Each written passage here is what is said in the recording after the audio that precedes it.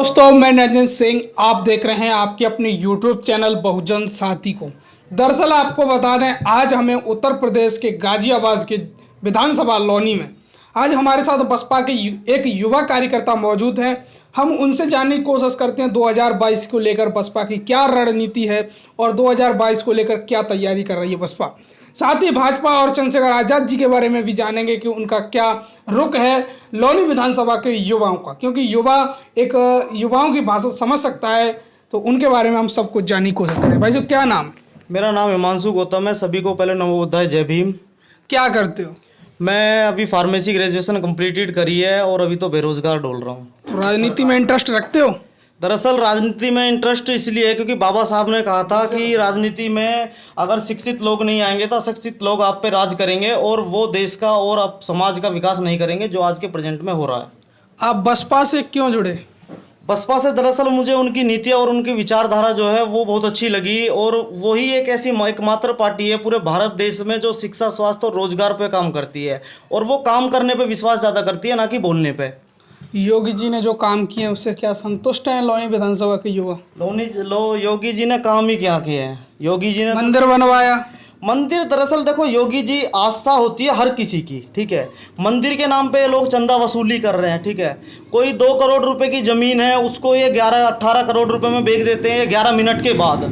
तो ये कहाँ से, मतलब आस्था होती है यार, हर कोई अपने धर्म में आस्था रखता है, ठीक है। ये कहते हैं कि हिंदू धर्म खतरे में आ जाएगा। यार मैं भी तो हिंदू हूँ, मैं तो खतरे में नहीं हूँ। और मैं ऐसे बहुल्य क्षेत्र में रहता हूँ जहाँ अल्पसंख्यक लोग भी रहते हैं, दूसरे समुदाय के लोग रहते हैं, मैं तो खतरे में नहीं हूँ। तो खतरे में दरअसल हिंदू उनके लिए है जिनकी राजनीतिक खतरे में है, उनके लिए हिंदू खतरे में है। हिंदू कहीं खतरे में नहीं है। हिंदू, मुस्लिम, सिख गड्ढा मुक्त हो गया उत्तर प्रदेश। गड्ढा मुक्त, अभी आप मेरे साथ चलो, मैं आपको दिखा दूंगा कैसा गड्ढा मुक्त है। अभी ये हमारे यहाँ नियर बाई प्राइमरी स्कूल है सलाहनगर, वार्ड नंबर 1 में, लोनी विधानसभा, जिला गाजियाबाद में। आप जाकर देखोगे कि इस सरकारी स्कूल का ऐसा हाल है कि लोग वहाँ आ नहीं सकते, एंटर नहीं कर सकते। इस टाइम बरसात के मौसम में इतना पानी भर जाता। शिक्षा पे कोई ध्यान ही नहीं है, स्वास्थ्य पे कोई ध्यान नहीं है। कोरोना काल, महामारी, देखो मैं चाहता हूँ कि कभी भी देश में, किसी भी वर्ल्ड में ये चीज़ ना आए, बट अगर 1% ये चीज़ होती है, क्योंकि ये साइंस की होती है, हमारे हाथ में नहीं होती, अगर ये आ जाती हैं तो सरकार को इसके लिए कार्य करने होने चाहिए ताकि किसी को हानि ना हो। और इतनी लाशें बही हैं,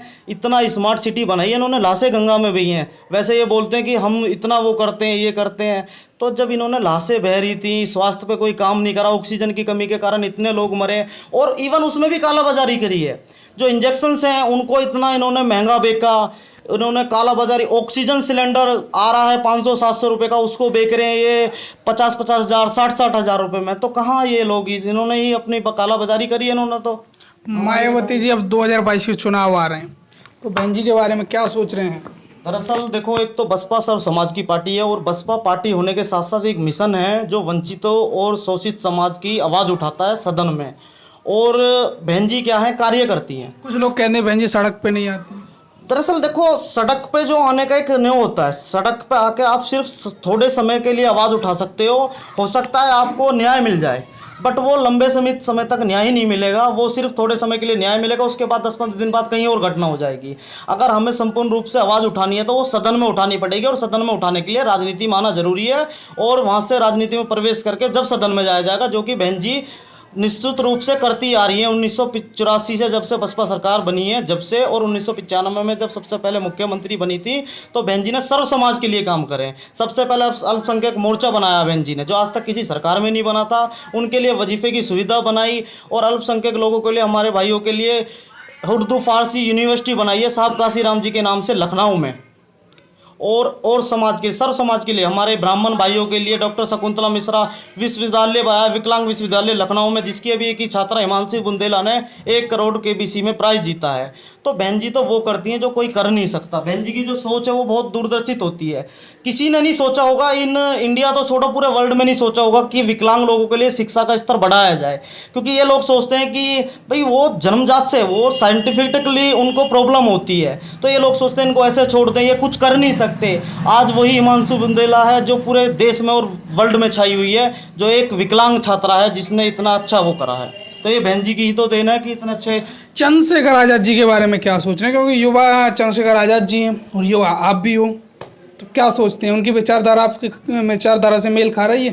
दरअसल देखो, विचारधारा जो व्यक्तिवाद विचारधारा और अम्बेडकरवाद विचारधारा में बहुत अंतर होता है। जो इंसान अपनी पार्टी के झंडे में अपना फोटो लगाता है ना, तो वो व्यक्तिवाद विचारधारा होती है, ना कि अम्बेडकरवाद विचारधारा। ठीक है। और बहुत से लोग कहते हैं कि भाई हमारे चंद्रशेखर हमारे भी भाई हैं। ठीक है, हमारे उनसे कोई राजनीतिक या कोई वैसे वो नहीं, हमारी विचारधारा की उनसे वो है। ठीक है, हमें उनकी विचारधारा अच्छी नहीं लगती। जब हमारा एक पार्टी है, सब कुछ है, हमें उसी पे काम करना चाहिए। और ये तो सदियों से चलता है कि जो विपक्षी पार्टियां हैं, चाहे कांग्रेस को ले लो चाहे बीजेपी को ले लो, उसने समय समय पे दलित समाज के लोगों को उठाया है ताकि वो वोट कटवा सकें। तो ये तो समय समय पे चलता आ रहा है, ये आज की कहानी नहीं है, ये तो चलता आ रहा है। और इनका वो हाल है जो सिर्फ 4-5 साल नज़र आते हैं, उसके बाद क्या है, पार्टी बनाई, सब कुछ करा, जब इनका स्तर खत्म हो जाता है उसके बाद ये लोग होते हैं दूसरी पार्टियों में चले जाते हैं और अपनी ऐश की ज़िंदगी करते हैं, समाज के युवाओं को जेल में डलवाते हैं और वहाँ उनके समाज के युवाओं की जो दुर्दशा, उनके परिवार और समाज को बिल्कुल गड्ढे में गिर देते हैं। आपका कहने का मतलब है कि युवाओं को चंद्रशेखर आजाद जी गड्ढे में ले जा रहे हैं? बिल्कुल ले जा रहे हैं भाई। हमारे पास, हमारे समाज के पास सबसे बड़ा हथियार क्या है? एजुकेशन का। बाबा साहब ने कहा था education is the most powerful weapon in the world. तो जब हमारे पास एजुकेशन नहीं रहेगी तो हम क्या करेंगे भाई? हम अपनी आवाज़ कहीं उठा सकते हैं तो एजुकेशन के माध्यम से उठा सकते हैं, क्योंकि शिक्षा ही सवालों को जवाब देती है। तो भाई जब हम एक काम करेंगे, जब हम पढ़ेंगे लिखेंगे, जब तो हम आगे बढ़ेंगे। हम आंदोलन में जा रहे हैं, सामाजिक आंदोलन में। सामाजिक आंदोलन होते हैं संवैधानिक रूप से। साहब काशी राम ने भी आंदोलन करें, बाबा साहब ने भी आंदोलन करें, बट वो संवैधानिक रूप से करें, ना कि किसी को जेल में डलवा के और ना ही कुछ उपलब्ध करके।